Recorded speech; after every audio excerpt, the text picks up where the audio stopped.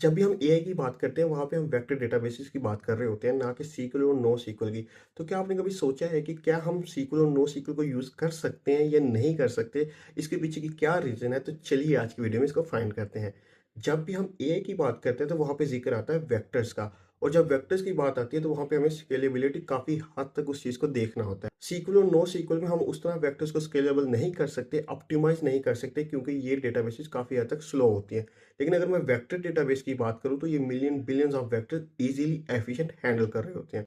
और अगर मैं बात करूँ, जो सीक्वल और नो सीक्वल को बनाया ही इस तौर पे जाता है कि वहाँ पे हम डॉक्यूमेंट्स या की वैल्यू पेयर के टाइप पे चीज़ें स्टोर कर सकेंगे।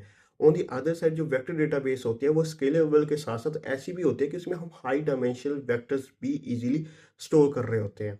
और एक सबसे बड़ा मसला ये होता है कि जब भी हम सीक्वल और नो सीक्वल में डेटा रिट्रीव करते हैं, तो हमारी जो क्यूरी पे कंडीशंस लग रही होती हैं, या तो वो लाइक या वेयर की क्लॉज पे लग रही होती हैं, और उस बेस पे वो डेटा रिट्रीव हो रहा होता है। लेकिन अगर मैं बात करूँ वेक्टर डेटाबेस में, तो वहाँ पे वो सिमिलैरिटी की मैयर पे, सिमेंटिक मैयर पे डेटा रिट्रीव करके दे देता है, चाहे उसके रेलिवेंसी स्कोर जनरेट करके। एआई काफ़ी हद तक फास्ट रिस्पॉन्स कर रही होती है, तो उसके पीछे वेक्टर डेटाबेसिस का भी होता है कि वो नंबर्स में कंपैरिजन काफ़ी हद तक ईजी हो जाता है और फास्ट रिट्रीव होता है। अगर मैं सीक्वल और नो सीक्वल की बात करूँ, तो वहाँ पे ये रिट्रीवल काफ़ी हद तक स्लो हो जाता है।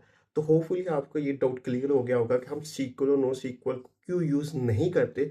कर सकते हैं, लेकिन काफ़ी हद तक स्लो प्रोसेस हो जाएगा। और क्यों हम वेक्टर डेटाबेसेस को यूज़ करते हैं, क्योंकि हमें फास्ट रिस्पॉन्स चाहिए होता है। हमें सिमेंटिक मैयर करना होता है वेक्टर डेटाबेसेस को, ताकि हम वो डेटा रिट्रीव कर सकें। तो होपफुली आपको ये सारे कंसेप्ट्स क्लियर हो गए होंगे।